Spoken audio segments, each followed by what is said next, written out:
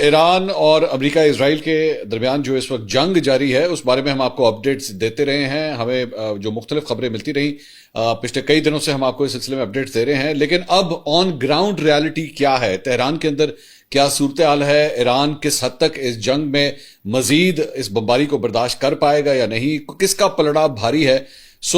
हमने ये फैसला किया कि जर्नलिस्ट हैं जॉन हुसैन साहब जो इस वक्त तेहरान के अंदर मौजूद हैं, उन्हें हमने आज दावत दी है। पहली दफा हम तेहरान से ये पॉडकास्ट कर रहे हैं लाइव, वो इस वक्त हमारे साथ मौजूद हैं, उन्हीं से मजीद गुफ्तगू करते हैं। जी अस्सलाम वालेकुम जॉन। अस्सलाम वालेकुम मंसूर साहब, थैंक यू फॉर कैसे हैविंग हैं मी। आप, खैरियत से हैं? I hope you are doing अल्हम्दुलिल्लाह, well.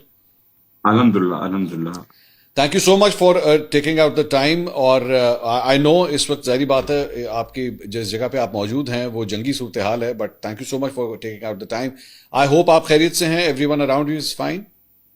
Most welcome and I am honoured that you had me here. बहुत बहुत शुक्रिया उसके लिए। शुक्रिया आपका, थैंक यू। जॉन, सबसे पहले आई मीन ऑब्वियसली तमाम पाकिस्तानी जो ये चैनल इस वक्त देख रहे हैं, they would like to know कि इस वक्त ऑन ग्राउंड सिचुएशन वहां पे क्या है ईरान के अंदर। देखिए, ऑन ग्राउंड सिचुएशन तो ऑब्वियसली यहाँ पे जंग चल रही है, तो बॉम्ब्स हमें खुद भी तेहरान में भी गिरते हुए सुनाई देते हैं, दिखाई भी देते हैं। और दूसरे रीजन्स के अंदर भी जो रिपोर्ट्स हैं कॉन्स्टेंटली वो आती रहती हैं ग्रुप्स के ऊपर और न्यूज के ऊपर। सो फॉर एग्जाम्पल पिछले चंद दिनों में, 7-8 दिनों में, तबरेज के अंदर, तेहरान के अंदर, सिमनान के अंदर, डिफरेंट खुर्रमाबाद के अंदर 31 प्रोविंसेस में से 20 provinces according to red crescent society जो है वो एंगेज किए हैं यूनाइटेड स्टेट्स और इसराइल ने। However at the same time Iran एक बड़ा मुल्क है, 1.7 किलोमीटर मिलियन किलोमीटर स्क्वायर का एरिया है। इट्स अनलाइक इसराइल, मतलब जो 22,000 किलोमीटर की जो एक ऑक्यूपाइड टेरिटरी है, उसका इम्पैक्ट उस तरीके का नहीं नजर आता हर जगह। तो लाइफ नॉर्मली भी चल रही है to some extent, not in absolute sense, लेकिन लोग बाहर घूम रहे हैं, दुकानें खुली हुई हैं, राशनिंग का मसला नहीं है, and the sentiments are high. But a lot of civilian infrastructure has been damaged. Military targets तो उन्होंने किए ही किए टारगेट, लेकिन जो पॉलिटिकल और सिविलियन इंफ्रास्ट्रक्चर है उसको बहुत बुरी तरीके से जो है वो हिट किया है। 105 से ज्यादा सिविलियन बिल्डिंग्स को डैमेज किया गया है या कंप्लीटली डिस्ट्रॉय किया गया है। और stadium, metro station, hospitals, 21 hospital से ज्यादा हॉस्पिटल्स अब हो चुके हैं, क्योंकि लेटेस्ट जो है वो कल रात को एक और मेडिकल फैसिलिटी के ऊपर जो है वो गिरा है एक बॉम्ब आके। और यहाँ पे लोग, हैरत है कि किस तरीके से जो है वो नॉर्मलाइज कर रहे हैं इसको, बट या damage is serious, but at the same time life is going on. और जॉन, जारी बात है इस वक्त रमजान मुबारक है और तमाम मुसलमानों के लिए एक बड़ा मुकद्दस महीना होता है, तो उस हवाले से भी लोगों को मुश्किलात आ रही हैं। जाहिर बात है नमाज पढ़ने जाना होता है, और जिस तरह आप रोजमर्रा की जिंदगी की बात कर रहे हैं, बच्चों के स्कूल्स वगैरह, स्कूल्स बंद कर दिए गए हैं इस वक्त वहां पे। जी, स्कूल ऑब्वियसली बंद है क्योंकि जंग है। तो स्कूल्स आई थिंक ऑनलाइन ही अब एक्सपेक्टेड है कि ऑनलाइन ही चलेंगे आगे, अगर हालात बेहतर नहीं होते तो। बहरहाल ऑफिसेस खुलने वाले हैं, that's what I know for sure. So देखें, ये जो मामला है आयतुल्ला खामनेई की तदफीन का, उसके बाद एक्सपेक्टेशंस हैं। अच्छा, ये आपने अच्छा कि तदफीन के बारे में आपने बात की, इसको डिले कर दिया गया, वरना एक्सपेक्ट किया जा रहा था। पहले मेरे ख्याल में अनाउंसमेंट शायद हो चुकी थी कि मशहद के अंदर जो है उन्हें दफनाया जाएगा। ये डिले क्यों हुआ आखिर वहां पे? मंसूर साहब, 2 दफा प्लान चेंज हुआ है असल में। पहले मशहद से भी पहले एक्सपेक्टेशंस ये आ रही थी कि तेहरान के अंदर जो, जब नए सुप्रीम लीडर इलेक्ट होंगे असेंबली ऑफ एक्सपर्ट से, तब वो पढ़ाएंगे नमाज जनाजा, और तदफीन जो है वो मस्जिद के अंदर ही एक्सपेक्टेड थी। ठीक। बहरहाल ये जो एक्सटेंड हुआ है वो इस वजह से हुआ है क्योंकि डायरेक्टली टारगेट किया गया खुबरगान की बिल्डिंग को कुम के अंदर, और पूरी बिल्डिंग को इन्होंने जो है वो खत्म कर दिया, इसराइल और यूएस ने। अब ये जो बिल्डिंग थी कुम के अंदर, ये खुबरगान की पुरानी बिल्डिंग थी, ओल्ड बिल्डिंग थी, और इसराइल को लग रहा था या उनको इंटेलिजेंस मिली थी कि यहाँ पे खुबरगान बैठ के अपनी डिलिब्रेशंस कर रहे हैं। और जैसे ही इन्होंने इस बिल्डिंग को हिट किया, तो ईरानियों को रियलाइज हुआ कि यहाँ पे खुबरगान के ऊपर एक सीरियस थ्रेट है, और उसी वक्त ये फैसला चेंज हो गया, खुबरगान का भी चेंज हो गया कि खुबरगान कैसे बैठेगी और उसके प्रोटोकॉल्स क्या फॉलो होंगे। But at the same time ये जो तदफीन का है, क्योंकि उनको खदशा ये था कि अगर तदफीन होती है और तदफीन के वक्त लीडरशिप मौजूद होती है या मैसेज में लोग भी हैं उस वक्त, तो obviously if there is one strike, तो उसमें जो है वो काफी ज्यादा नुकसान हो सकता है। तो ठीक। इस वजह से इसको चेंज किया गया, इसको टेलीवाइज करके अब दिखाया जाता है। जो मॉर्निंग सेरेमनीज हैं, इमाम खोमेनी के मुसल्ला पे जो पहले प्लान था कि जमा होना है, वो प्लान खत्म हो गया, मतलब अपने मोहल्लों में लोग अब निकल रहे हैं instead of collecting into one place. तो अब प्लान चेंज होने की वजह सिर्फ और सिर्फ सिक्योरिटी रीजन थी। अच्छा, ठीक। अच्छा, ये बताइए कि मैं let's start from the beginning. जंग के हवाले से जब इसका आगाज हुआ, अब ये तकरीबन एक हफ्ता हो चुका है, इस जंग एक हफ्ते से बल्कि ज्यादा हो चुका है।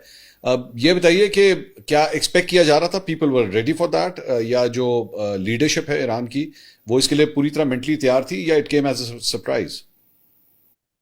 देखिए 28 फरवरी को जब ये अटैक हुआ सबसे पहला, तो आई थिंक इनके पास बिल्कुल, और अटैक से पहले भी, जंग से पहले भी जब मैं बातें करता था, डिस्कस करता था फॉरेन ऑफिस में, हाथ में हमारे नाम तो खैर किसी का वो नहीं करना चाहिए, लेकिन हमारे दोस्त हैं जो, मैं काफी ऑफिशियल्स हैं जिनसे मैं बातचीत करता था, तो वो कहते थे कि ऑब्वियसली हमें पता है कि यूनाइटेड स्टेट्स जब 2 बार ऐसा कर सकता है कि वो निगोशिएशंस के बाद बैकस्टैप करे, तो तीसरी बार तो ना भरोसा करना इस बात पे बेवकूफी होगी। ठीक। तो हमें पता है कि हो सकता है कि हाई चांसेस हैं कि यूनाइटेड स्टेट्स अटैक करे। और इस वजह से आई थिंक जो 12 दिन की जंग में इन्होंने फेस किया, जो सरप्राइजेस इन्होंने फेस किए, उस वजह से इन्होंने अपने ऊपर काम भी किया एट द सेम टाइम। बहरहाल वो काम काफी है या नहीं है, इंटेलिजेंस के हवाले से तो आई थिंक आपने देख लिया, आयतुल्ला खामनाई जो शहीद हुए हैं, मुझे नहीं लगता पर्सनली कि वो काम काफी था in terms of intelligence, but at the same time अब जो सर्वेलेंस हैकिंग की हुई थी इसराइल ने, और जो टेक्नोलॉजिकल सुपीरियोरिटी उसके पास है, मैं नहीं समझता कि ईरान क्योंकि सैंक्शनड है और टेक्नोलॉजी इंपोर्ट नहीं कर सकता, आई थिंक सेम कंपैरेबल्स हम ड्रॉ कर सकते हैं। बट बहरहाल ये प्रिपेयर्ड जरूर थे in the sense of an attack, जो इनको एक्सपेक्टेशन थी कि यूनाइटेड स्टेट्स की तरफ से आएगा, और उसके ऊपर जो इनको रिस्पॉन्ड करना होगा, आई थिंक उस कलेक्टिव होलिस्टिक सेंस में ये एक्सपेक्ट कर रहे थे कि ऐसा हो सकता है। लेकिन जॉन, अगर आप मतलब अब तक की बात करें तो फिर जाहिर बात है, अगर अमेरिकन प्रेसिडेंट ट्रंप जो है उसने जाके अगर अपनी पब्लिक को कोई चीज़ सेल करनी है तो वो ये कहेगा कि जनाब देखें, मैंने इनका जो टॉप लीडर था मैंने उसे शहीद किया, मैंने इनकी जो बाकी भी टॉप लीडरशिप के अंदर दीगर भी अफराद आते हैं, चाहे वो मिलिट्री बैकग्राउंड से हों या सिविलियन बैकग्राउंड से हों, वो जाके ये कह सकता है कि जनाब ये देखें, मैंने टॉप हिरार्की जो है, only the president is left now, वरना मैंने तो सबको टारगेट कर लिया, और मेरी टेक्नोलॉजी हो या जासूसी के जो जराए हों वो मेरे ज़्यादा सुपीरियर हैं, और आई हैव अचीव्ड। बल्कि आज भी अगर if you wants to wrap it up, मतलब आपके ख्याल में doesn't he have a lot of things to sell to his voters over there? You are right Mansoor साहब, लेकिन हम सबको पता है कि उसके गोल तो नहीं थे ना, वो एक मींस टू एंड हो सकता है, लेकिन एंड इन इट सेल्फ तो नहीं था। आयतुल्ला खामनाई को टारगेट करना was not the strategic objective of the war itself. I think it would be destructive for himself to have become an enemy of the Muslim world. मतलब वो जंग में आ गया, उसने आयतुल्ला खामनाई को टारगेट दिया, फिर वो वापस चला गया, ये तो सीधी सीधी हार है उसके लिए, क्योंकि सो ओके, द रीजन, जो रीजन था आयतुल्ला खामनाई को टारगेट करने का मेरी नजर में, वो दो टू फोल्ड था। एक तो लीडरशिप को इनको लग रहा था कि अगर हम लोग लीडरशिप को न्यूट्रलाइज करेंगे तो डिसीजन मेकिंग इनकैपेसिटेट हो जाएगी, और जो है वहां यहाँ पे कोई ऐसा पैनिक मचेगी और आर्म्स जो है वो लोग रखना शुरू हो जाएंगे, और एट द सेम टाइम जो रिजीम चेंज का इनका ख्वाब था, quote and quote regime change, उसमें मैसिव लेवल पे प्रोटेस्टर्स बाहर आएंगे, और पता नहीं वो मैजिकली जो है वो गवर्नमेंट को और सिस्टम को ओवरटर्न कर देंगे।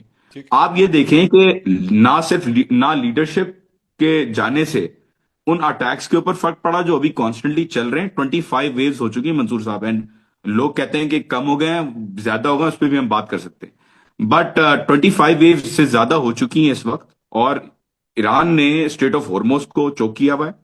एयर डिफेंसेस ये कहते हैं कि हमने इनके खत्म कर दिए हैं। अटैक्स जो हैं वो मैं आपको खुद भी टैली करवा सकता हूं। तो बहरहाल आई थिंक बहुत सारी बातें तो वो कर सकते हैं, लेकिन वो फंस गए हैं आके यहाँ पे। जो अच्छा। गोल्स थे, रेजिम चेंज का गोल भी खत्म हो गया इनका, वो फेल हो गया। हम्म। और ईरान को अगर मिलिटरीली सरेंडर करवाना है, और आई थिंक वीकन पोजीशन अगर ये कह रहे कर दी है, तो ईरान तो कह रहा है कि आप बैडी बेड़े भी ले आए, मोस्ट वेलकम, और आप आ जाएं, ट्रूप्स ऑन ग्राउंड भी कर लें।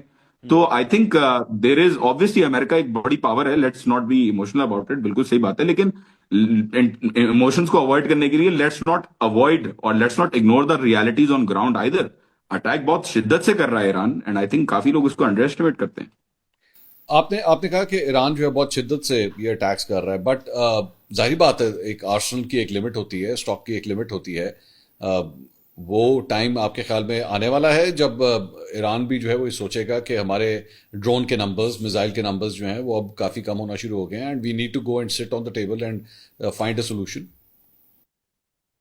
देखिए मंसूर साहब, यहाँ पे जो ड्रोन्स की और मिसाइल्स की तादाद है वो एक तो किसी को पता नहीं है दुनिया में अगर देखा जाए। 100 मिसाइल लेट सपोज ये बनाते हैं, 150 मिसाइल ये लेट सपोज बनाते हैं, कितने टाइम से मिसाइलें बनाते हुए लेके आ रहे हैं? पहला सवाल तो ये है। और कहाँ वो स्टोर्ड है? 6 ऐसी अंडरग्राउंड फैसिलिटीज हैं जो so called impenetrable facility, 500 metre underground जिनकी जो वो डेप्थ है वो है। और उनकी यूनाइटेड स्टेट्स का GBU-57 बॉम्बर जिसकी टोटल पेनिट्रेशन जो डेप्थ है वो भी 200 फुट है और 60 मीटर है, तो वो भी उसको पेनिट्रेट आई डोंट थिंक कर सकता है। और इज दिस स्टॉक पाइल की एक जहां तक बात एक करें। मैंने ये जो जी जी आपने आपने 500 मीटर का मतलब ये आधा किलोमीटर अंडरग्राउंड बनता है जी जी तकरीबन। ये जी जी। ये एक र्यूमर बेस्ड बात है या एक्चुअली फैक्चुअली ये चीज करेक्ट है? क्योंकि जाहिर बात है जंगों के अंदर जो है वो चीजों को एग्जैजुरेट भी किया जाता है, so that's the reason, yes. क्योंकि मैं चाहता हूं कि हमारे प्लेटफॉर्म से कोई एग्जैजुरेटेड बात ना जाए। Are you sure about this? नहीं, फॉर श्योर आप इसको फैक्ट चेक कर सकते हैं। इसमें ऑब्वियसली 100% तो हो सकता है यहाँ मुझे भी गलत बताया हो सकता है इंटरनेट पे भी गलत लिखा हुआ हो, बट एस्टिमेशंस आप देख सकते हैं। CSIS के जो जो सिक्योरिटी जितने भी इदारे हैं उनकी आप एस्टिमेशंस देख सकते हैं, वॉशिंगटन इंस्टीट्यूट के एस्टिमेशंस देख सकते हैं। I mean I don't mind, but आप सर्च कर सकते हैं इसके ऊपर एंड फैक्ट चेक कर सकते हैं। ठीक है। एंड जो बातें मैं करूंगा जरूरी नहीं है कि वो 100% करेक्ट ही हो। जाहिर है मुझे भी कोई बताएगा तो मैं करूंगा एंड फैक्ट चेकिंग उसके ऊपर हो सकती है। सो 500 मीटर्स के अंदर, क्योंकि माउंटेनियस रीजन है ना मंसूर साहब, इट्स जी हाँ। ऑब्वियसली, जी हाँ। हम्म। तो उसके अंदर जो है अंडरग्राउंड सिटीज की पिक्चर्स मौजूद हैं, वीडियोस मौजूद हैं। और देखें फोर्दो के अंदर भी इन्होंने जो कहा था, लेट्स नॉट एग्जैजरेट, फोर्दो के अंदर भी ये कह रहे थे कि फोर्दो के अंदर इन्होंने तबाह कर दिया है, सारा न्यूक्लियर प्रोग्राम खत्म कर दिया है। तो देखिए फोर्दो के ऊपर तो अभी भी इनकी रिपोर्ट्स चेंज हो रही हैं कॉन्स्टेंटली, और जाहिर है एक्सेस नहीं है किसी के पास। और आईएई ने अभी बता दिया कि इनरिच यूरेनियम भी है इस्फहान के अंदर और फैसिलिटीज इंटैक्ट हैं। तो बहुत सारे क्लेम्स जो पहले पॉसिबल नहीं लग रहे थे वो अब पॉसिबल लग रहे हैं। बहुत सारे बुत टूटे हैं लोगों के, कि Iran for example straight of Hormoz को चोक नहीं कर सकता, या आयरन डोम को पेनिट्रेट नहीं कर सकता, या वॉट एवर इट इज। तो अगर स्टॉक पाइल्स को देखें तो आई थिंक इनका स्टॉक पाइल का एस्टिमेट कहीं भी हजारों में हो सकता है, आई डोंट नो फॉर श्योर। लेकिन बहरहाल ड्रोन्स की और मिसाइल टेक्नोलॉजी में इन लोगों ने काफी काम किया है। रशिया को $3 बिलियन के इन्होंने ड्रोन सेल किए हैं यूक्रेन वॉर के अंदर जो यूज होते हैं।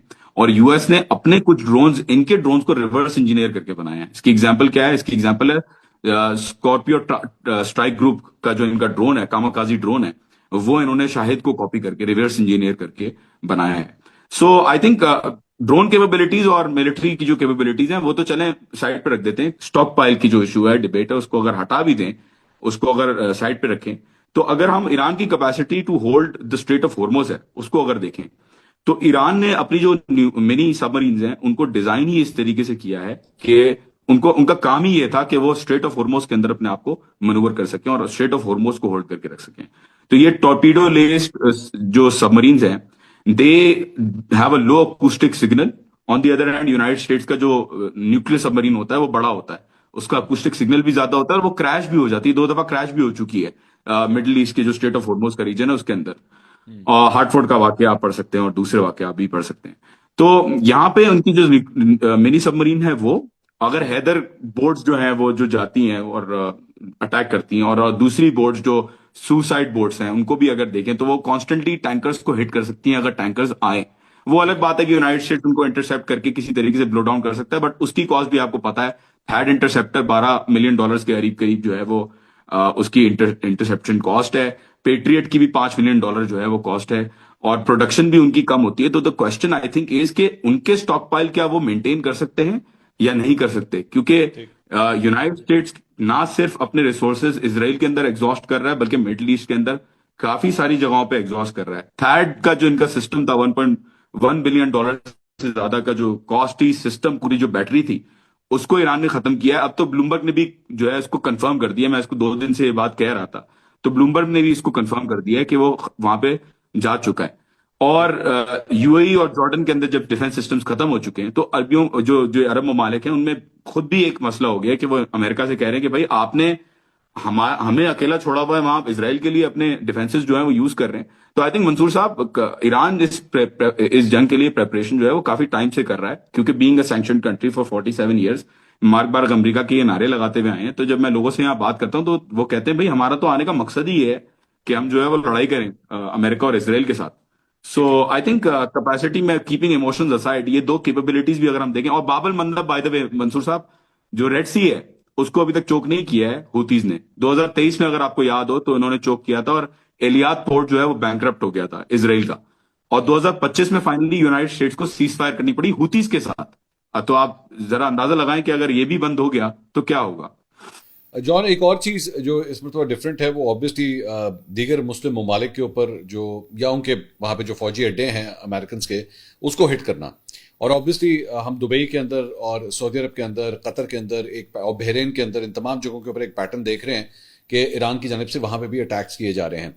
अब पहले तो ये बात कही जा रही थी कि ये सिर्फ और सिर्फ अमेरिकी फौजी अड्डों तक महदूद है, लेकिन उसके बाद हमने एयरपोर्ट्स के ऊपर हमने देखा है कि वहां पे भी अटैक्स हुए हैं। दुबई एयरपोर्ट के ऊपर अटैक्स हुए, वहां पे फ्लाइट ऑपरेशंस जो हैं वो बंद करने पड़ गए। तो इसकी वजह से आपके ख्याल में ईरान के लिए मुश्किलात नहीं हो सकती कि मिडल ईस्ट के ये सारे ही मुल्क जो हैं वो एक एक करके अब ईरान के बहुत ज्यादा मुखालफत में आके खड़े हो जाएंगे? देखिए, आई थिंक पर्सनली, मेरा मेरा पर्सनल ओपिनियन है, बहरहाल ईरान ऑफिशियल्स आपको जो भी बयान दें, ईरान को आई थिंक परवाह नहीं है इन चीजों की। इनके हालात वैसे भी कोई मुसलमान ममालिक, जो बरादर मुसलमान ममालिक गल्फ कंट्रीज हैं, उनके साथ कोई हालात अच्छे नहीं रहे पास्ट में भी। और अगर आप मंसूर साहब पैटर्न नोटिस करें तो मसला ये है कि कॉन्स्टेंटली यूनाइटेड स्टेट्स को की तरफ से ईरान को एक थ्रेट रहा है इन मिडिल ईस्टर्न कंट्रीज के अंदर जो बेसिस बने हुए हैं उनसे। और इतने सालों से जब वो बेस बना के यहाँ पे देंगे यूनाइटेड स्टेट्स को, और ईरान बोल रहा है कि भाई आप जो जो मुल्क इस्तेमाल होगा, जिसकी एयर स्पेस, सी, लैंड यूज होगा यूनाइटेड स्टेट्स की तरफ से, हम उस पर अटैक करेंगे। उन्होंने पहले से बोल दिया था, एंड आयतुल्लाह खामनाई ने भी कहा था कि it will be a regional war. तो इन मुल्कों को चाहिए था, और ईरान काफी नाराज भी था इस बात पे कि वो तो जाहिर है पब्लिकली तो वो दिखाते हैं कि हमारे बरादर मुसलमान ममालिक हैं, लेकिन अंदर अंदर जो सेंटिमेंट नजर आता है वो ये नजर आता है कि इन्होंने, आप नोटिस करें आजरबाईजान के अंदर शुरू के दिनों में आप देखें, आजरबाईजान के अंदर, तुर्की के अंदर, ओमान के अंदर जो एसेट्स है उनको हिट नहीं किया गया ईरान की तरफ से। So they are not indiscriminately bombing each and every place that they find is valuable to the United States. ठीक है। टोमाहॉक मिसाइल्स, जहां तक मेरी मालूमात है, अब इस पे कितनी फैक्ट चेकिंग है तो बाद में पता चलेगा जब व्हेन डस्ट सेटल्स। जहां तक मेरी मालूमात है, पहला जो अटैक हुआ था ईरान के अंदर वो टोमाहॉक मिसाइल्स के थ्रू जो यूएसएस लिंकन है उसने किया, और वो फिर जाके काफी 1,000 किलोमीटर, 1,500 किलोमीटर के करीब जो है उसने रिट्रीट किया। और ठीक है। अभी हमने देखा कि कल परसों वो वापस भी आने की कोशिश की उसने, लेकिन वो दोबारा रिट्रीट कर रहा है। सैटेलाइट इमेजरी भी इसके अंदर काम कर रही है। सो बाद में जितनी भी अटैक्स हुए मंसूर साहब, वो सारे अटैक्स या तो कुवैत से हुए, या यूएई से हुए, या सऊदी अरेबिया के बेसिस से हुए। ठीक और है। आपको अगर यकीन नहीं आ रहा इस चीज पे, तो आप चेक कर सकते हैं, even before the war happened, United states ने यूएसएस लिंकन को भेजने के बाद, और जब जब जेरल्ड आर फोर्ड की अनाउंसमेंट हो रही थी उस टाइम पे, बहुत सारे F-35 थंडर्स, EA-18 सेंट्रीज, ग्राउलर्स और 28 रिफ्यूलर्स जो हैं वो मूव किए थे मिडिल ईस्ट के अंदर। आई थिंक आपको भी इस चीज की खबर उस वक्त आ रही जी हाँ। होगी। जी हाँ। तो obviously Iran Iran is looking at this in the sense of retaliation against the United States. और उसके अंदर जो एयरपोर्ट की बात हुई है और दूसरी चीजों की बात हुई है, देखिए कुछ हमले तो ऐसे हैं जो मोसाद और सीआईए कराने की कोशिश कर रहे हैं डिलिबरेटली, जिसके अंदर जो फॉर एग्जांपल जो अरामको की फैसिलिटी है, may be, again I would say may be that is a part of it. लेकिन टर्मिनल 3 के अंदर सीआईए की, जहां तक मेरी मालूमात है, सीआईए के पूरे दुबई की पूरे ऑपरेशन सिक्योरिटी के, और दुबई और मुख्तलिफ जगहों के यूएई के, इनके ऑपरेशन सीआईए डायरेक्टली हैंडल करती है। और ठीक है। टर्मिनल 3 में सीआईए की जो स्टेशन है वो वहां पे है, क्योंकि उनको बीच में जो लोग आ रहे होते हैं, जो ट्रांजिट कर रहे होते हैं, वहां से भी लोगों को पकड़ना होता है और लेना होता है अपने पास। तो सीआईए का एक ऑफिस, स्टेशन ऑफिस है वहां पे। और जो एसेट्स मूव कर रहे होते हैं दुनिया में, कहीं भी जा रहे होते हैं, तो ट्रांजिट में उनको मिलने के लिए सीआईए के लोग जो है वो बैठते हैं एयरपोर्ट के ऊपर ही। तो सीआईए की जो फैसिलिटी है एयरपोर्ट के ऊपर, उसको टारगेट किया गया। अब बहुत सारी बातें यहां पे हो सकती हैं कि क्या यूएई इसराइल के साथ रिलेशनशिप रखा हुआ है, क्या दूसरे ममालिक इसराइल के साथ और यूएस के साथ रिलेशनशिप रखे हुए हैं। But the fact of the matter is कि टारगेटिंग प्राइमरीली जो है वो हो ही एसेट्स के ऊपर रही है। और हाउसिंग फैसिलिटीज को भी अगर आप देखें और होटल्स को देखें, होटल्स कभी कभार पूरे बुक करवाता है यूनाइटेड स्टेट्स, ताकि उनके सोल्जर्स को रहने की जगह मिल सके। उनके ठीक ऊपर भी जाहिर है ईरान ने निशाना बनाया, कॉन्सुलेट्स के ऊपर और एम्बेसीज के ऊपर भी निशाना बनाया, जाहिर है।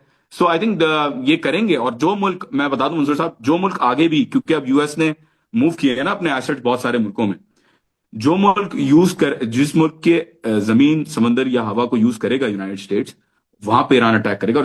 और अभी बहरीन में भी आपने देखा है कि जो सामान है उन्होंने निकाल लिया है वहां से, अगर आप सैटेलाइट इमेजरी ट्रैक करें।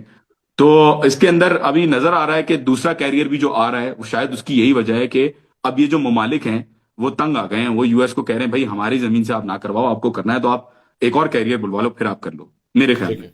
जॉन, मुझे ये बताइएगा कि जो आपदा हुर्मुज है उसकी वजह से ऑयल की जो सप्लाई चेन है वो डिसरप्ट हो चुकी है। पाकिस्तानी भी अब जाहिर बात है इसकी वजह से परेशान है। 55 रुपए फी लीटर इसकी प्राइस यहाँ पे बढ़ा दी गई पाकिस्तान के अंदर। तो और इसकी वजह ये कि सप्लाई चेन डिसरप्टेड है वहां से।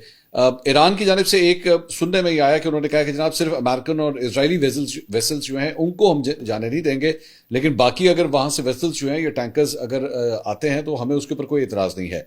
फैक्चुअल पोजीशन क्या है ईरान की, इस वक्त स्टेटेड पॉलिसी क्या है आपने हुर्मुज को लेके?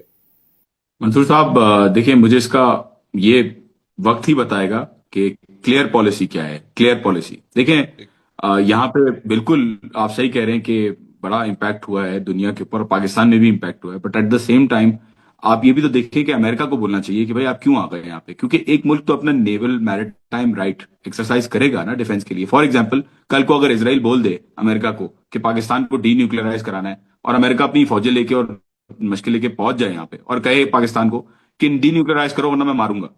अब आप मुझे बताएं मंसूर साहब, पाकिस्तान के पास क्या ऑप्शन है कि वो मैरिटाइम अपने राइट को एक्सरसाइज ना करे, उसको ब्लॉक करने का, या किसी भी हद तक जाने का अमेरिका के अटैक को रिस्पॉन्ड करने के लिए? और ठीक तो दूसरी कंट्रीज कंप्लेन नहीं कर सकती कि भाई हमारे पास चावल आ रहे थे पाकिस्तान से, तो अब वो चावल नहीं आ रहे हमारे, हम अब भूख की, हम जो है वो भूख में हैं। और दूसरी चीज ये है मंसूर साहब कि चले लेट सपोज 400 रुपए कंप्लेन पड़ जाए, कंप्लेन मैं आपका आपसे कहता मतलब हूँ। एग्रेसर एग्रेसर से होनी चाहिए, विक्टिम से नहीं? जी जी, नहीं नहीं, eight the same time let suppose 400 रुपए बढ़ जाए मंसूर साहब, 400 रुपए बढ़ जाता है। हम्म। क्या ये कॉस्ट ज्यादा बड़ी है कि पाकिस्तान के अंदर 300 400 रुपए पेट्रोल बढ़ गया है थोड़े टाइम के लिए, या ये कंप्लेन ज्यादा, या ये खदशा ज्यादा है कि इसराइल बराबर में आके बैठ जाए पाकिस्तान के? आप मुझे दोनों का एक कंपैरेटिव एनालिसिस बता दें। नहीं, वो कंपैरेटिव एनालिसिस बनता ही नहीं है, मतलब ऑब्वियसली पाकिस्तानी अफोर्ड ही नहीं कर सकता। जी जी, Pakistani I don't think afford कर सकते हैं, तो there is a bigger threat here at play. और हाँ देखें, एक बात frankly, let's be frank Mansoor साहब, फैक्ट्स एंड ओपिनियंस असाइड, मैं खुद भी पाकिस्तानी हूँ, पेट्रोल बढ़ना मुझे भी अच्छा नहीं लगता था, लेकिन बहरहाल अगर वाकई में आप सेंटिमेंट फील करते हैं तो थोड़े दिन आई थिंक आप इसको बर्दाश्त कर लें, मेरा यही कहना होगा। और जमीनी रास्तों से जो है वो तेल आ सकता है ईरान से, मोस्ट वेलकम, तेल लें। वैसे ही हब तक हमारा माशाल्लाह, हब तक और आगे सिंध में जो इंटीरियर है वहां तक चलता है तेल, तो मंगवा ले थोड़ा सा यार, इसमें क्या मसला है? ये कहना आसान है ना जॉन, ये बात कहना बहुत आसान है, लेकिन इसके जो रिप्रिकॉशंस हैं वो बड़े खतरनाक हैं। इट्स रियली इजी टू से ऑल दिस। अब ये बताइए। फिर देख लें आप। हाँ, नहीं नहीं, आई अंडरस्टैंड। अच्छा, ये बताइए कि अब इस वक्त ईरान के अंदर आगे का जो अब तक मतलब मिसाल के तौर पे जो ड्रोन्स का इस्तेमाल हो चुका है, मिसाइल्स का इस्तेमाल हो चुका है, जो सबसे पोर्टेंट इनके मिसाइल्स हैं, क्या अभी तक उनका इस्तेमाल किया गया है? इसके बारे में जो जो हथियार इस्तेमाल हुए अभी तक, उसके बारे में कोई अपडेट्स हैं, या आर दे डिक्लेयरिंग इट कि जी हमने मिसाल के तौर पे जो जो मिसाइल्स गिर रहे हैं जिन जगहों के ऊपर, वहां की तो जो मिनिस्ट्रीज ऑफ डिफेंस हैं वो तो बताते हैं कि जी इतने ड्रोन्स आए, इतने मिसाइल्स आए। इनकी साइड से क्या कोई बुलेटिन जो है वो जारी किया जाता है या बताया जाता है कि जनाब अब तक हमने ये मिसाइल इस्तेमाल कर लिए हैं और हमारे पास अभी ऐसे मिसाइल भी हैं जो अभी तक इस्तेमाल नहीं हुए? मंसूर साहब, नंबर ऑफ मिसिल्स तो कभी भी खातिम अल अंबिया और ये जो जितने भी आईजीसी के वो हैं कभी भी नहीं इशू करते कि कितनी मिसिल्स यूज हुई हैं। तो इसके ऊपर स्पेकुलेशन आई थिंक करना सही नहीं है ईरान की तरफ से, एटलीस्ट। दूसरे मुल्कों में जो रिपोर्टिंग हो रही है वो बहरहाल सही होगी गलत होगी वो आई डोंट नो। बट इसराइल के अंदर इस वक्त शदीद सेंसरशिप है। इंडियन जर्नलिस्ट जो वहां से निकल के आ रहे हैं वो कह रहे हैं भाई बंकरों के अंदर जो है वो लाशें देखी हैं हमने। और ईरान का मैं अगर आपको बताऊं, जो स्टॉक पाइल इन्होंने यूज किया है, शुरू में तो इन्होंने बिल्कुल जो अपने पुराने बिल्कुल ही खत्म जो ड्रोन्स थे वो यूज किए और मिसिल्स यूज की, और अब वो आहिस्ता आहिस्ता उस फेज में आ गए हैं कि 2012 और 2014 की मिसिल्स यूज कर रहे हैं। और अगर इसकी मिसिल्स की जनरेशन को देखा जाए तो पहले और ज्यादातर तादाद में जो मिसिल्स यूज हुई वो फर्स्ट और सेकंड जनरेशन मिसिल्स यूज की ईरान ने। आहिस्ता आहिस्ता अब आप देख रहे हैं कि ईरान रिवील कर रहा है न्यू जनरेशन ऑफ मिसिल्स। ये न्यू जनरेशन ऑफ मिसिल्स कौन सी हैं, इनकी क्या कैपेबिलिटी है? इसके अंदर इंक्लूडेड है फतह 2 हाइपरसोनिक ग्लाइडर बैलिस्टिक मिसिल। इसके अंदर इंक्लूडेड है खुर्रम शहर 4, जो अभी 2 दफा यूज की है इसराइल के ऊपर, कल और परसों। इसके अंदर इंक्लूडेड है सिज्जीन का नया वेरिएशन, और इसके अंदर जो है वो और भी टेक्नोलॉजीज हैं, और भी मिसाइल्स हैं जो नई जनरेशन की हैं, और कुछ ऐसी टेक्नोलॉजीज भी हैं जो उन्होंने डिक्लेयर नहीं की हैं, जो वो आगे यूज करेंगे। तो ये मिसाइल जो यूज हो रही हैं, इनके बारे में अगर मैं थोड़ा सा बताऊं, दो फतह 2 मिसाइल्स यूज हुई हैं अभी तक, एक खैबर शिकन यूज हुई है, और अभी जो दो इन्होंने खुरमशहर 4 है, वो और वहां पे इसराइल के अंदर दागी है। अब अगर बात करें इनकी क्रूज मिसाइल्स की, तो देखें इनकी जो हाइपरसोनिक बैलिस्टिक मिसाइल्स होती हैं, वो डुअल इंजन होती हैं। मतलब वॉर हेड के अंदर अलग इंजन लगा होता है और प्रोपेलेंट के ऊपर अलग इंजन होता है। सॉलिड फ्यूल के ऊपर भी होती हैं, लेकिन eight the same time nuclear powered भी होती हैं। न्यूक्लियर पावर्ड मतलब न्यूक्लियर वॉर, मतलब न्यूक्लियर आर्म्ड नहीं, वो जिसकी जो प्रोपेलेंट होती है, टेक्नोलॉजी होती है जाने की, वो न्यूक्लियर के तरीके से चलती है। फिर अगर खुरमशहर 4 की बात करें, खुरमशहर 4 जो अभी इन्होंने लॉन्च की, उसकी मार्क 16 की स्पीड है, मार्क 16, मार्क 16 की स्पीड इज 5.5 किलोमीटर पर second and 20,000 kilometre per hour. ठीक। इसके अंदर जो टेक्नोलॉजी है, वो टेक्नोलॉजी ये है कि ये जब लैंड होने से पहले ये एक तो इसका पेनिट्रेशन का जो है वो बहुत कम ही रेट है अभी तक जो सामने आया, क्योंकि दोनों एक टेस्ट करने के लिए ईरान ने भेजी, वो इंटरसेप्ट नहीं हुई, और दूसरा जो है वो हिट करने के लिए भेजी, वो भी इंटरसेप्ट नहीं हुई, वो हिट हो गई। मैं वीडियोस चाहेंगे तो आपको, मेरा व्हाट्सएप का कांस्टेंट अपडेट्स का ग्रुप है, उसके ऊपर मैं सारी चीजें फैक्ट्स के साथ डालता रहता हूं कॉन्स्टेंटली।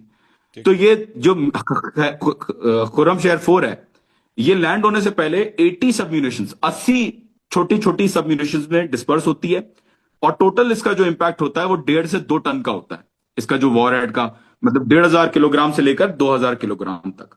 ठीक। और इलेक्ट्रॉनिक वॉरफेयर भी कहते हैं, अब क्लेम्स आए कि इलेक्ट्रॉनिक वॉरफेयर भी इसको जैम नहीं कर सकता, according to Iran. Of course if we see later on may be it gets intercepted और something, I am not responsible for that, but अभी तक ये नजर आ रहा है मंसूर साहब, और ये वाकई में इन्होंने दिखाया है। पहले ये कहते रहे कि खामोश हो जाओ, हमारे पास नई नई टेक्नोलॉजीज हैं, हम नहीं दिखा रहे।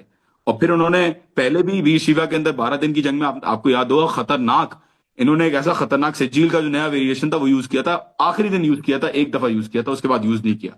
और अब इन्होंने खुर्रमशहर 4 जो है वो यूज करके दिखाया। तो I think they are not responding erratically, वो अपना स्ट्रेटेजिकली वो जितना है उसको अनफोल्ड कर रहे हैं आर्सेनल को।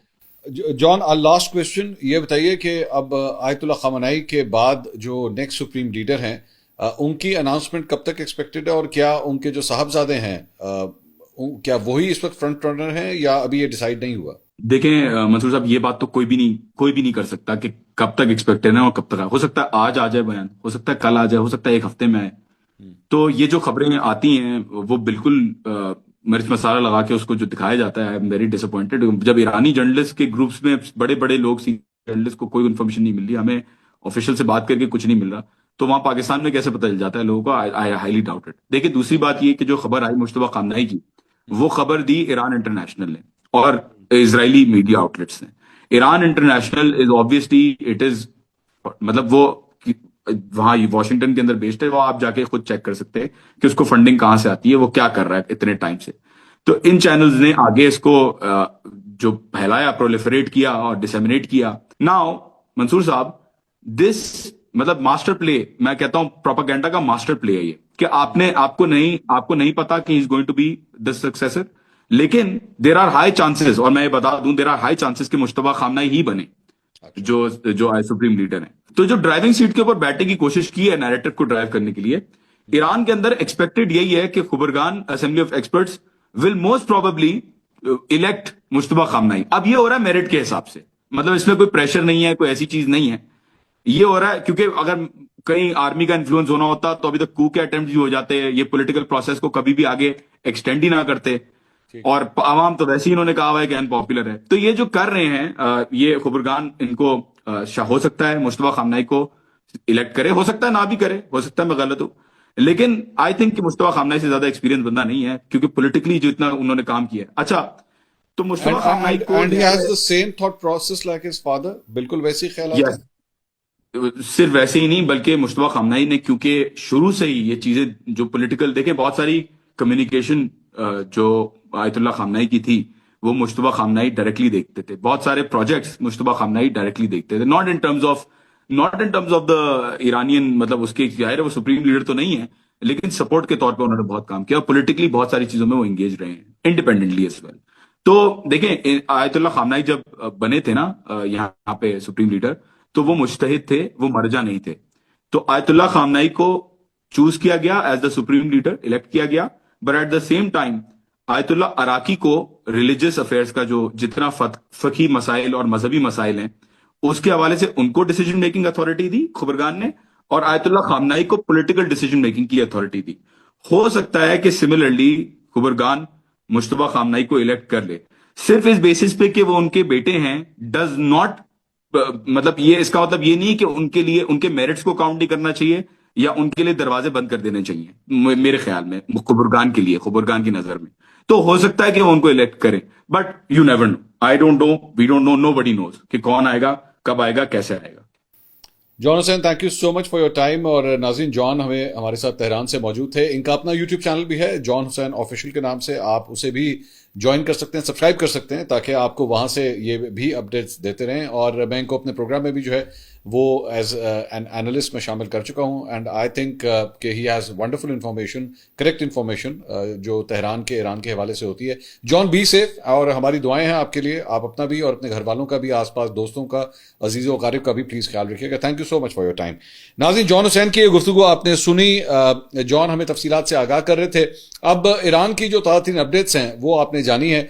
हम कोशिश करेंगे कि आगे चल के भी जो है मुख्तलिफ लोगों को ईरान से या सऊदी अरब से या अमेरिका से भी जो है अब ये सिलसिला जो है वो शुरू किया जा सकता है। पाकिस्तान में जो लोग हैं उनको तो मैं अक्सर औकात अपने पॉडकास्ट के लिए जो है वो यहाँ पे मैं दावत देता हूँ कि वो आके हमें यहाँ पे ज्वाइन करें। लेकिन जाहिर बात है, जो लोग पाकिस्तान से बाहर से हैं, हम कोशिश करेंगे इंटरनेशनली जो है इन पॉडकास्ट के सिलसिलों का जो है वो ये एक मोमेंटम जो है वो आगे भी इस तरह जारी रहे। आई hope you like the video. अगली वीडियो में आपसे दोबारा मुलाकात होगी। अल्लाह।